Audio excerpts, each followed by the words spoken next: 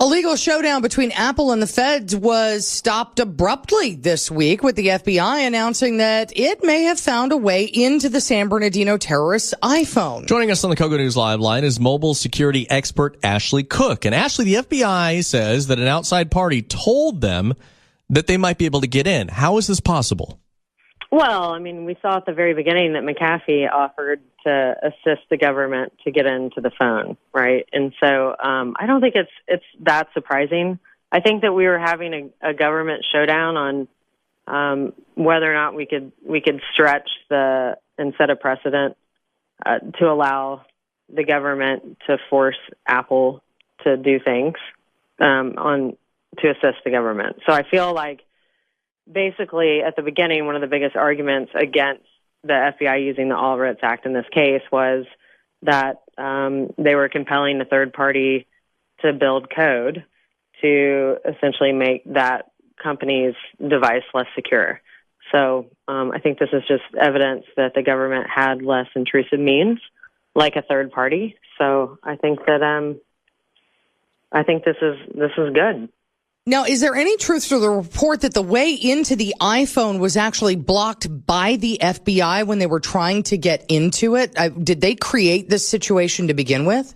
Yes, that's what I understand, is that they created the situation in the first place. The Apple was assisting the government, and then someone misstepped and caused them to have this situation. So, again, I think that I hear rumblings about, oh my goodness, the government's using a third party, and now what does that mean for Apple users? Does that mean that the devices are going to be less secure? I don't think so. As long as you're updating your operating system and keeping it current, then I think you're in a good spot, because it takes a while for hackers to learn how to disrupt and penetrate into a particular operating system. So, there you go.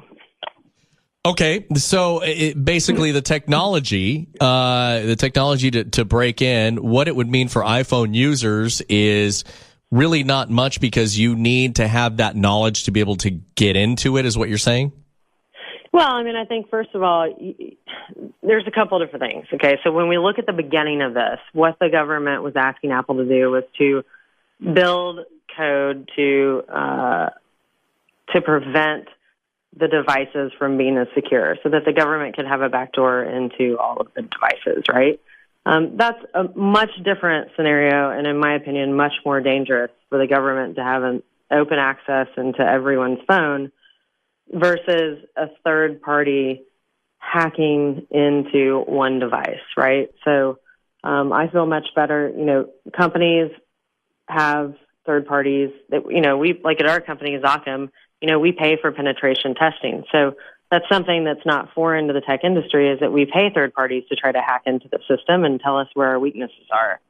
So that this threat of, now everyone's going to suffer from a security breach, I don't think that that's well-founded. Okay, Ashley, thank you very much. That is mobile security expert Ashley Cook joining us on the Kogo News Live line.